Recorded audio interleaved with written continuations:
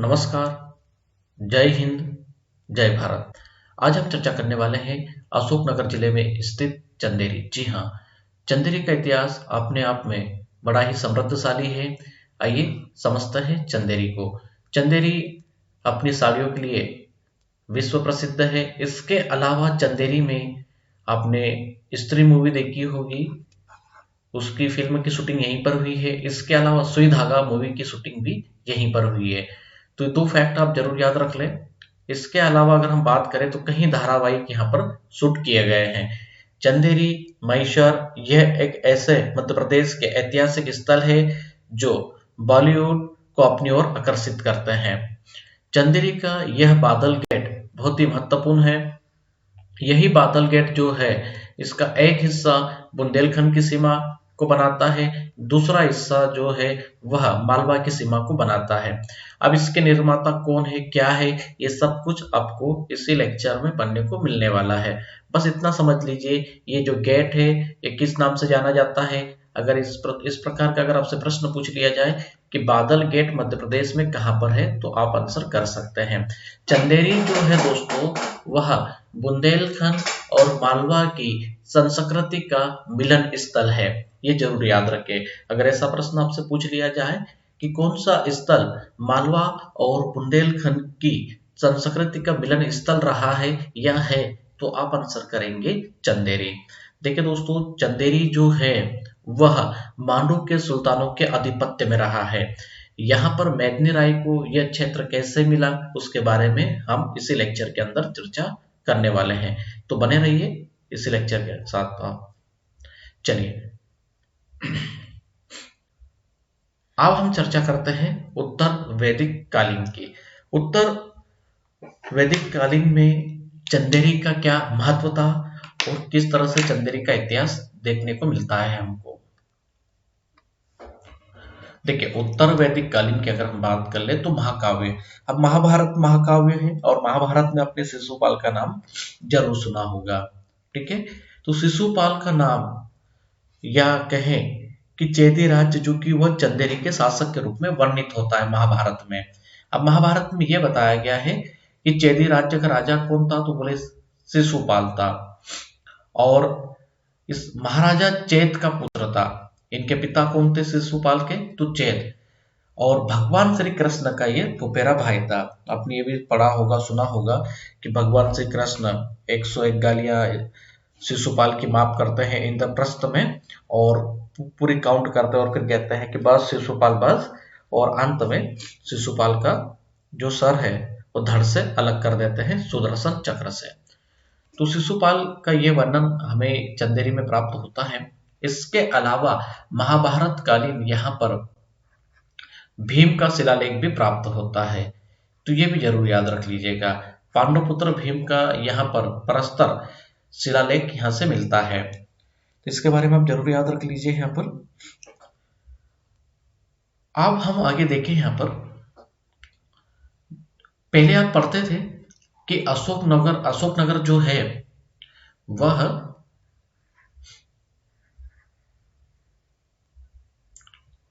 गुना जो है वह मालवा का प्रवेश द्वार कहलाता था। ठीक है, आप मालवा का प्रवेश द्वार जो है वह अशोकनगर हो गया है। और अशोकनगर में भी क्या याद रखोगे आप, चंदेरी। क्या याद रखोगे, चंदेरी को कहा जाता है मालवा का प्रवेश द्वार। ये जरूर याद रखिएगा। ठीक है, और दूसरी चीज ये है, अगर आपसे ये प्रश्न पूछ लिया जाए कि पूर्वी मालवा का प्रवेश द्वार किसको कहते हैं, तो रायसेन को कहते हैं। रायसेन का जो किला है ना, वह पूर्वी मालवा का प्रवेश द्वार कहलाता है। ये याद रख लीजिएगा। इसके अलावा अगर आपसे पूछे कि उत्तरी पश्चिम मालवा का द्वार किसको कहते हैं, तो वो धार जिले का जो अमजेरा है इसको कहते हैं उत्तरी पश्चिमी मालवा का प्रवेश द्वार। पश्चिमी दक्षिणी माफ कीजिएगा, इसको पश्चिमी दक्षिणी कर लीजिएगा, पश्चिमी दक्षिणी। तो ये अपडेट कर लीजिएगा। तो इतना महत्व है चंदेरी का, और उसके अलावा आपको अन्य फैक्ट भी यहाँ पर पढ़ने को मिल गए। 6ठी शताब्दी की अगर हम बात कर ले तो जैन और बौद्ध साहित्य जो है अंगुत्तर निकाय में यहाँ पर चंदेरी राज्य का उल्लेख हमको मिलता है। पोंडस महाजनपदों में चेदी राज्य का उल्लेख मिलता है और चंदेरी को जो है बूढ़ी चंदेरी के नाम से जाना जाता है। चंदेरी को किस नाम से जाना जाता है? बूढ़ी चंदेरी के नाम से जाना जाता है। तो यह भी आपको पता होना चाहिए। अब ऐसा माना जाता है कि जो अशोक नगर है उसका नामकरण सम्राट अशोक के नाम पर हुआ। जब वह उज्जैन को जीतकर यहां से लौट रहे थे तो एक रात के लिए वह यहां पर रुके थे और अशोक के नाम से ही अशोक नगर का नामकरण किया गया है या उसका नामकरण हुआ है। यहाँ पर नाग राजवंश, मगध, शुंग और शकों का भी शासन रहा। इसके बाद यहाँ पर गुप्त राजाओं का, मौर्य राजाओं का भी यहाँ पर रूल रहा। इसके अलावा हर्षवर्धन का साम्राज्य का भाग भी रहा है आपका चंदेरी। तो चंदेरी के बारे में ये सारी चीजें आप काफी अच्छे से नोट कर लीजिए जहां से आपके प्रश्न बन सकते हैं। अब चंदेरी में आगे हम चर्चा करें तो आप ये पाएंगे चंदेरी के इतिहास में यहां पर विदेशी यात्रियों का भी विवरण प्राप्त होता है। यानी कि उन्होंने अपने ग्रंथों में या उनके ऐतिहासिक जो पुस्तकें हैं उसमें चंदेरी की महानता का बखान किया है, वर्णन किया है। तो आइए समझते हैं।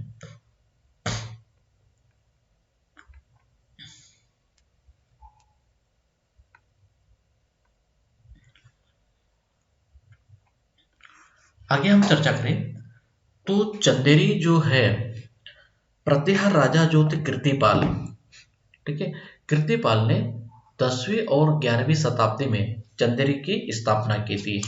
और ये प्रश्न पूछा भी गया है कि चंदेरी के संस्थापक कौन है ना, चंदेरी को किसने बसाया है। तो इसके बारे में आप जरूर याद रखें कि प्रतिहार वंश के जो राजा थे कीर्तिपाल, उन्होंने इसको यहाँ पर बसाया था। ये प्रश्न कई बार पूछा गया है कि चंदेरी के राजा कौन थे, तो आप क्या आंसर करेंगे? कीर्तिपाल। जबकि मिहिर भोज वगैरह जो है ये इनके वंशज रहे हैं। और अगर हम चर्चा करें इनकी और भी आगे बढ़ाकर तो आप यहाँ पर पाएंगे कि इनके उत्तराधिकारी जो थे प्रतिहार वंश के, वो ज्यादा समय तक चंदेरी के अंदर रूल नहीं कर पाते हैं, क्योंकि 11वीं शताब्दी से 14वीं शताब्दी पर आप देखेंगे तो यहाँ पर आप पाएंगे मांडू के सुल्तानों का आधिपत्य। जी हाँ, जब दिलावर खान गोरी यहाँ पर आएंगे तो पूरा का पूरा जो चंदेरी है वह कहाँ पर, किसके क्षेत्र में चले जाएगा? मांडू के क्षेत्र में चले जाएगा। और उसका जो प्रशासन का कार्यभार है वो कौन हैंडल करेंगे? दिलावर खान गोरी। तो दिलावर खान गोरी ने इसको अपने क्षेत्र में मिला लिया था, यानी कि हम कहें कि यह मालवा प्रांत में सम्मिलित कर लिया गया था।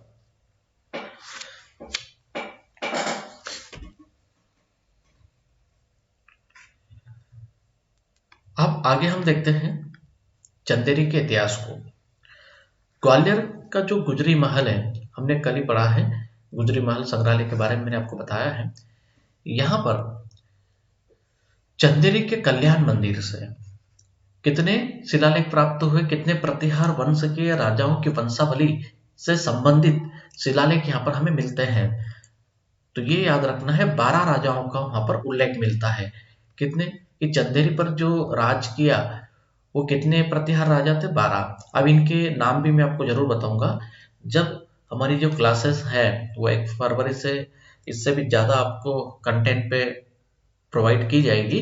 तो वहां पर आप क्लास उनको मिस ना करें और उन क्लास के साथ आप बने रहे, और भी मजा आएगा आपको जब भरपूर कंटेंट आपको पढ़ने को मिलेगा।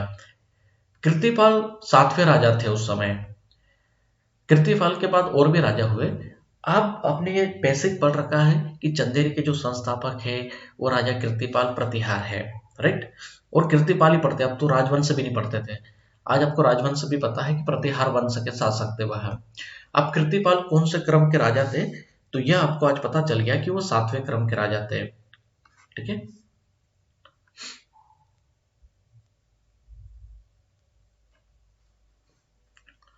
अलबरूनी मोहम्मद गजनवी के साथ आया इतिहासकार या उसका एक प्रसिद्ध कवि अल-बरूनी ने अपने ग्रंथ यात्रा वृत्तांत में, जिसको कहते हैं तहकीक ए हिंद, इसमें 1030 में चंदेरी की समृद्धि और उसकी महत्ता का वर्णन किया है। ये जरूर याद रखिए कि अल-बरूनी ने भी चंदेरी की यात्रा की है। जब यहाँ पर आया तो इसने बताया कि ये बड़ा ही समृद्धशाली शहर है, और चंदेरी का जो मार्केट, वर्तमान का मार्केट है, जिसके बारे में आप नहीं जानते, मैं बता देता हूँ कि 1000 साल पुराना मार्केट है। आप समझ सकते हैं कि कितना पुराना मार्केट है चंदेरी का। तो इसने भी चंदेरी के बाजारों का वर्णन किया है, यहाँ की संस्कृति का वर्णन किया है तहकीक ये हिंद में। तो अल-बरूनी ने चंदेरी की यात्रा की। दिल्ली और चंदेरी। फरिश्ता के विवरण अनुसार 1251 में दिल्ली के सुल्तान नसरुद्दीन ने, किसने दोस्तों, नसरुद्दीन ने चंदेरी पर अधिकार कर लिया, और वहां पर इसने क्या किया, अपना गवर्नर नियुक्त कर दिया। इसके बाद अगर हम देखें यहाँ पर, ये थोड़ा सा हमारा इंग्लिश का वैसे के वैसे रह गया, इसको थोड़ा सा छोड़ दीजिएगा, ठीक है। चलिए, इसके बाद आप देखेंगे सुल्तान गयासुद्दीन तुगलक। अब तुगलक के काल में भी चंदेरी एक बड़ी मुस्लिम छावनी के रूप में विकसित हुआ। आप अब देखेंगे यहाँ पर कि मुस्लिम शासकों का आधिपत्य होने लगा है, और चंदेरी जो था वह दिलावर खान की नजरों में था। जब दिलावर खान ने 1401 में स्वतंत्र मालवा में मुस्लिम साम्राज्य की स्थापना की थी, तो चंदेरी को भी अपने क्षेत्र में उसने मिला लिया था। हो सकता है कि वह जब सैनिक था तो यहाँ पर आया होगा, और उसने ये सोचा कि चले चंदेरी भी अब अपने आधिपत्य में रखते हैं। इसके अलावा आप देखेंगे यहाँ पर खिलजियों का जब शासनकाल आता है, तो उस शासनकाल में गुरसाब कौन आक्रमण करता है, गुरसाब। अब गुरसाब कौन है, चलिए मैं बता देता हूँ। अलाउद्दीन खिलजी को कहते हैं, इसका ये वास्तविक नाम था, है ना, जलालुद्दीन खिलजी का भतीजा। अब ये इसने कब आक्रमण किया, चंदेरी पर। तो चंदेरी पर इसका जो आक्रमण हुआ दोस्तों, वह आप पाएंगे यहाँ पर 1293 में, और कहीं बार आपने पढ़ा होगा कि 1294 में भी आक्रमण किया था। 1293 में आक्रमण हुआ, इसके बाद ये भैलसा पर भी आक्रमण करता है, और यहीं से कहाँ बढ़ जाता है, दौलताबाद की ओर आगे निकल जाता है, दौलताबाद, और दौलताबाद को लूटते हुए वापस आता है, और 95 में आसिरगढ़ पर आक्रमण कर देता है, और आसिरगढ़ को बर्बाद करता है। इसके बाद कड़ा मनिकपुर में जाकर जलालुद्दीन खिलजी की हत्या कर देता है। तो कुछ ऐतिहासिक जो प्रमाण है उसमें 1293 बिल्कुल सही है, और ये शिलालेखों से ये जो तिथि है ये पूरी तरह से मैच होती है। अगर इस तिथि को आप कॉपी किताब से मैच करेंगे तो नहीं होगी, अगर शिलालेखों से अगर आप देखेंगे तो मैच होगी, और अगर शिलालेखों से मैच होती तारीख है तो इसका मतलब यह है कि यह प्रमाणित है। चलिए, हो गया इतना तो समझ में आ गया होगा आपको। अलाउद्दीन ने जलालुद्दीन खिलजी को दे दी कि ठीक है आप रख लो, मुझे नहीं चाहिए।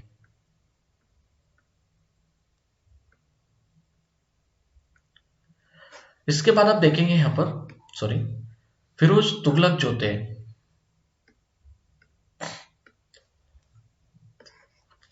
फिरोज तुगलक ने दिलावर खान गोरी को चंदेरी व मांडू का हकीम नियुक्त किया था, ठीक है। और मैंने कहा कि वो यहाँ पर आया था, हकीम रहा था, तभी उसकी नजरों में था चंदेरी। वैसे दिलावर खान गोरी ने 1401 में स्वतंत्र मालवा राज्य को स्थापित किया, और चंदेरी को मालवा राज्य में सम्मिलित कर लिया। तो इस तरह से जो चंदेरी था वह मांडू के सुल्तानों के आधिपत्य में रहा। अब प्रश्न यह होता है कि मेदिनी राय जो थे उनको चंदेरी मिला कैसे था। देखिए, राजपूत सरदार जो मेदिनी राय थे उनको चंदेरी कैसे प्राप्त हुआ, जब मांडू में गृह युद्ध हुआ था। अब गृह युद्ध का मतलब है कि मोहम्मद खिलजी जो द्वितीय थे उनके सैनिक ने उनके खिलाफ विद्रोह कर दिया था, जो कि मांडू का सुल्तान था। तो मोहम्मद द्वितीय खिलजी जो था वो क्या करता है कि मदद लेता है इसकी मेदिनी राय की, कि आप मेरी मदद कीजिए। तो जब मेदिनी राय यहाँ पर गृह युद्ध दबा देते हैं, और कुछ समय के लिए ये जरूर याद रखिएगा कि मेदिनी राय जो थे वह मांडू के सूबेदार रहे हैं। ये बहुत कम आपको पढ़ने को मिलेगा कि मेदिनी राय कहाँ के सूबेदार थे, मालवा में। तो ये जरूर याद रखिएगा, ये इनकी पहली सूबेदारी थी। इसके बाद वो यहाँ पर जब गृह युद्ध दबा देते हैं और उसमें उसको राजपाट वापस दिला देते हैं, और फिर वही मोहम्मद खिलजी वापस से आक्रमण करता है किस पे, मेदिनी राय पर। तो मेदिनी राय फिर वहां पर आते हैं और फिर से उसको शांत कर देते हैं, या फिर उसको युद्ध में परास्त कर देते हैं, बंदी बना लेते हैं। तो यह आपको पता होना चाहिए। तो इस तरह से फिर वहां मदद करने के बदले में अगर हम देखें यहां पर, तो 1511 में जो चंदेरी है वह प्राप्त हो गया था किसको, मेदिनी राय को। इसके बाद हम देखेंगे यहाँ पर इन्हें बतूता। अब इस यात्री का भी विवरण है कि यह भी चंदेरी की यात्रा पर आया था। ये कब आया था, तो 1342 में। इनके बारे में इतना याद रखें कि 1342 में यह मारस्को के यात्री इन्हें बतूता चंदेरी की यात्रा पर आया था। और इसने भी अपने जो ग्रंथ है उसमें चंदेरी एक बड़ा शहर है जहां भीड़ भाड़ भरे बाजार है, ऐसा यहाँ पर इसने विवरण दिया है। तो इन्हें बतूता ने कहा कि यात्रा की, इसके अलावा ये ग्वालियर गया, इसके अलावा ये खजुराहो भी गया। वैसे भी इसके पहले जिसको हमने पढ़ा है फरिश्ता वगैरह जो है ना, ये इन सभी ने मालवा और बुंदेलखंड के जो आसपास के क्षेत्र थे वहां की यात्राएं पूर्ण की थी। तो इसमें इसका ये विवरण जरूर याद रख लीजिएगा, चंदेरी वाला। मोहम्मद खिलजी और उसके पुत्र गयासुद्दीन खिलजी का जो काल रहा है, या उनके जो शासन काल अवधि रही है, उस काल को चंदेरी का गोल्डन टाइम कहा जाता है। ये जरूर याद रख लीजिएगा, ठीक है। अगर ये प्रश्न पूछ लिया जाए कि चंदेरी का स्वर्ण युग किसके शासनकाल को कहा जाता है, तो आप आंसर करेंगे मोहम्मद खिलजी और गयासुद्दीन खिलजी। अब इस समय क्या हुआ कि अनेक बावड़ियां, झीलें और तालाबों का यहाँ पर निर्माण करवाया। मोहम्मद खिलजी के कंस्ट्रक्शन को पढ़ेंगे हम। गयासुद्दीन खिलजी ने क्या क्या, जैसे कि 32 बावड़ी जो है ना, 32 बावड़ी उसका निर्माण करवाया। और भी बहुत ज्यादा, अगर चंदेरी के जितने भी ऐतिहासिक महल वगैरह है वो अधिकांश सबके सब मांडू के सुल्तानों के द्वारा ही बनवाए गए हैं। इक्का दुक्का जो है वह स्थानीय तौर के हैं या फिर मेदिनी राय के समय के हैं। तो इतना याद रख लीजिएगा, यहाँ पर ये हो गया आपका। 1524 में राजपूत राजा राणा सांगा जो थे, राणा सांगा के सहयोग से मालवा का जो राजपूत सरदार था मेदिनी राय को चंदेरी का स्वतंत्र शासक बनाया। जी हाँ, मेदिनी राय का जो राज्याभिषेक किया था वो स्वयं राणा सांगा ने चंदेरी आकर किया था। याद रखना है इसका राज्याभिषेक कब हुआ था, 1524 में। 1528 में बाबर ने राणा सांगा और मेदिनी राय की सेनाओं को हराकर चंदेरी पर अधिकार कर लिया। खानवा का युद्ध लड़ा गया जिसमें मेदिनी राय ने मुख्य सेनापति के तौर पर अहम भूमिका निभाई। और क्या किया कि जो बाबर की आर्मी थी उसको कहीं हद तक तहस नहस कर दिया, जिससे बाबर जीत तो गया, यहाँ पर उसकी जीत तो हो गई, पर उसके दिमाग में दो चीजें चढ़ चुकी थी। पहली तो ये कि वह चंदेरी जाकर मेदिनी राय को उसका सबक सिखाएगा। दूसरा ये था कि इस क्षेत्र के जितने भी राजपूत सरदार है उनको वह समाप्त कर देगा, पर ऐसा हो नहीं पाया। रीजन यह रहा कि जो रुद्र प्रताप बुंदेला थे उन्होंने भी गए थे तो लड़ने के लिए ये राणा सांगा की ओर से, पर हो गए जाकर बाबर की ओर। तो वीर सिंह देव वगैरह जो है बघेल वो भी थे साथ में। इसके अलावा पूरनमल जो थे वह भी थे जो रायसेन के शासक थे। ये सभी सभी लड़ने के लिए किसकी ओर से गए थे? राणा सांगा की ओर से। और हो किसकी ओर गए? बाबर की ओर। सिर्फ एक विश्वसनीय जो था मेघनी राय, वही अकेला लड़ा। किसकी ओर से? राणा सांगा की ओर से। बुंदेला और चंदेरी। चंदेरी के इतिहास की अगर हम चर्चा करें तो ओरछा के बुंदेला राजा मधुकर शाह के जो पुत्र थे, राम शाह या राम सिंह कहे इन्हें, 1586 में चंदेरी पर इन्होंने अधिकार कर लिया था। ये अधिकार इनका 1811 तक बना रहा। ये बुंदेला बुंदेला राजाओं का यहाँ पर राज्य रहा। इसके बाद क्या होता है कि चंदेरी के जो बुंदेला शासक थे, मौर्य प्रहलाद के शासनकाल के दौरान ग्वालियर के जो दौलत राव सिंधिया थे, दौलत राव सिंधिया ने अपने सैनिक को यानी कि जनरल जॉन बेबिस्ट को यहाँ पर आक्रमण करने के लिए भेज दिया। और इस तरह से जो चंदेरी है वह किसके आधिपत्य में चले गया? ग्वालियर के सिंधिया राजाओं के पास। जॉन बेबिस्ट ने चंदेरी, ईसागढ़ और आसपास के इलाके को अपने कब्जे में ले लिया। 1844 में चंदेरी ब्रिटिश के नियंत्रण में चला गया और इसके बाद चंदेरी के जो अंतिम बुंदेला शासक थे राजा मर्दन सिंह 1857 की क्रांति में अपना अहम रोल प्ले करते हैं। ठीक है, और ये जाने जाते हैं, ये याद रखना है ना कि चंदेरी से 1857 की क्रांति में किसने भाग लिया था? तो राजा मर्दन सिंह जी ने। इसके बाद आप देखेंगे यहाँ पर कि हैरोज के आधिपत्य में चले जाता है चंदेरी, और ये 1861 में एक संधि होती है और यह संधि ग्वालियर के अंतर्गत की जाती है अंग्रेजों के द्वारा, और चंदेरी जो है ग्वालियर राज्य को दे दिया जाता है और यह सिंधिया के शासन में रहता है। 1947 तक बना रहा जब पार्ट बी स्टार्ट हुआ।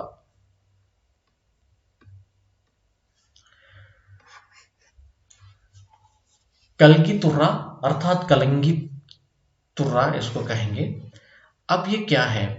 यह एक ऐसी डिबेट लोक गायन है मध्य प्रदेश की जो निमाड़, मालवा, बुंदेलखंड और मालवा, मालवा दो बार हो गया, चले ठीक है चलेगा, मंडला, ओके, यहां पर ये प्रसिद्ध है। सबसे ज्यादा जो फेमस है वह कहां पर है? निमाड़ के खरगोन जिले में है। कहां पर है? निमाड़ के खरगोन जिले में ये बहुत ही प्रसिद्ध है। कलिंग तुर्रा की जो मंडलियां हैं वह आज भी मौजूद है। इसमें एक डिबेट होती है जिसके बारे में आपको जरूर समझाऊंगा। सबसे पहले तो यहाँ का इतिहास आप समझ ले कि इतिहास क्या रहा है, कलिंग तुर्रा की उत्पत्ति कैसे हुई है। चलिए देखिए दोस्तों, कलिंग तुर्रा की उत्पत्ति कैसे हुई है मैं बताता हूँ। कलिंग तुर्रा वैसे तो आध्यात्मिक पक्ष भी है। कलिंगी दल शक्ति यानी कि माँ पार्वती का उपासक होता है और तुर्रा दल जो है भगवान शिव का उपासक होता है। यह जरूर याद रख लीजिएगा कि कलिंगी या कलगी दल जो है वो कौन से देवी का उपासक है या किसका है, ऐसा प्रश्न हो तो शक्ति, शक्ति का मतलब है माँ दुर्गा अर्थात माँ पार्वती, और तुर्रा दल किसका उपासक कहलाएगा? भगवान शिव का। ये डिबेट ऐसी होती है, इसमें होता क्या है कि सबसे पहले चंदेरी जो है, चंदेरी में क्या हुआ था दोस्तों कि दो ख्याल गायकी रहते थे। लोगों ने चर्चा की शिशुपाल के समय, क्योंकि ये जो कलिंग तुर्रा है यह प्रतिस्पर्धात्मक लोक गायन शैली है, प्रदेश की एकमात्र है ना। इसमें क्या होता है कि जब शिशुपाल को किसी ने बताया भैया आपके दरबार में बड़े मतलब आपके क्षेत्र में बड़े ख्याल गायकी रहते हैं, तो शिशुपाल ने कहा कि ठीक है, आप उनको यहाँ पर बुलाओ मेरे दरबार में, मैं देखता हूँ कौन बढ़िया गाता है। तो जब ये जाते हैं दोनों के दोनों, इनका नाम मैं आपको जरूर बताऊंगा यहाँ पर। एक का नाम था तुकनगिर और एक का नाम था शाह अली। तो शाह अली और तुकनगिर को राजा शिशुपाल अपनी सभा में बुलाते हैं और इन दोनों की जो प्रतियोगिता है उसको स्टार्ट करवाते हैं कि चलो करो कौन अच्छा गाता है।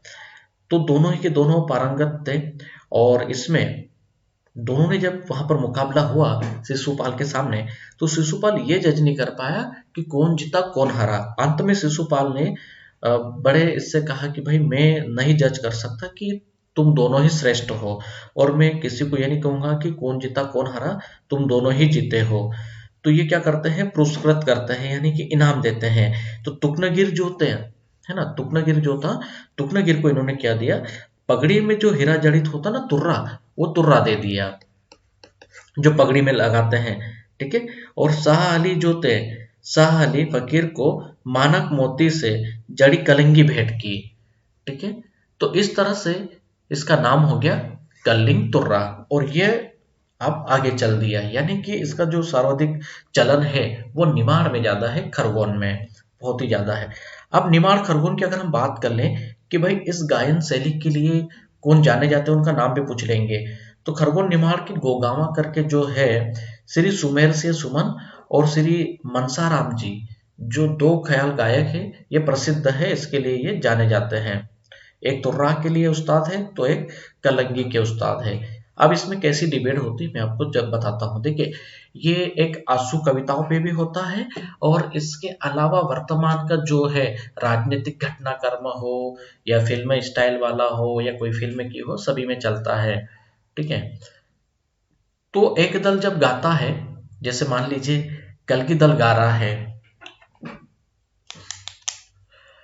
तो अगला दल जो है उसी दल का जो अंश पकड़कर, उसी पंक्ति को पकड़कर अपनी दूसरी पंक्ति की ओर से उसको जवाब देगा। तो इस तरह से ये कलिंगी दल चलता है। देखे उसे आ देख के किसमें है कितना है दम, तो फिर ये बोलेंगे और बड़ा चढ़ाकर, है ना। तो इस तरह से चलता है, बड़ा मजा आता है देखने में।